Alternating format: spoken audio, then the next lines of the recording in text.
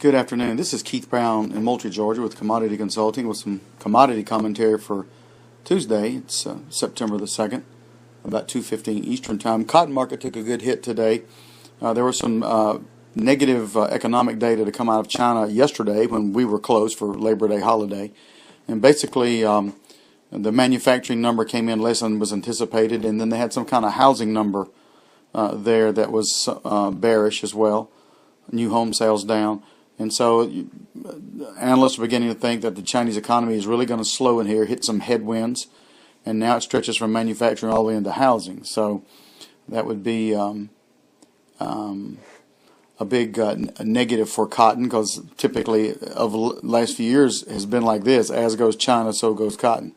They've also stopped their procurement program. They're going to try to do more of their own domestic buying from their own farmers. So I think the spillover, this Chinese news also affected crude oil today, as it was down $3 a barrel. Slowing Chinese economy would not be very good for the world at all. It's just come down to this in the 21st century, that China is the locomotive and the rest of us are just the box cars trailing behind. Of course, we're also about ready to enter the harvest time for cotton. They're actually defoliating some cotton in South Georgia right now, but of course they're defoliating that for the wrong reason, which is the cotton crop is somewhat poor. Beans today were up. There's a lot of rain in the Midwest. There's thinking we could see a slowdown of maybe some of the early harvest, but I think there's more of a spread play here than anything. Corn and beans were down, corn and wheat was down while beans were up today.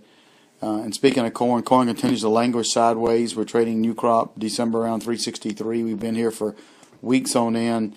It's no secret there's a huge crop out there, a record crop, but the market still can't find it necessary to break much more than this. I'm sure we're going to go down with the automatic selling of harvest as grain trucks roll across grain elevators. I think those elevators will sell the market, but we'll.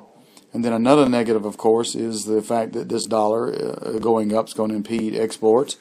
That also, and bring, as we say, goes back to crude oil, which could hurt ethanol. So you see the circus of all this supply-demand activity. So wheat today down. It goes from day to day as far as what the Russians are doing in Ukraine and vice versa. But it looks like right now they're sort of quiet for the moment. So wheat is equally quiet.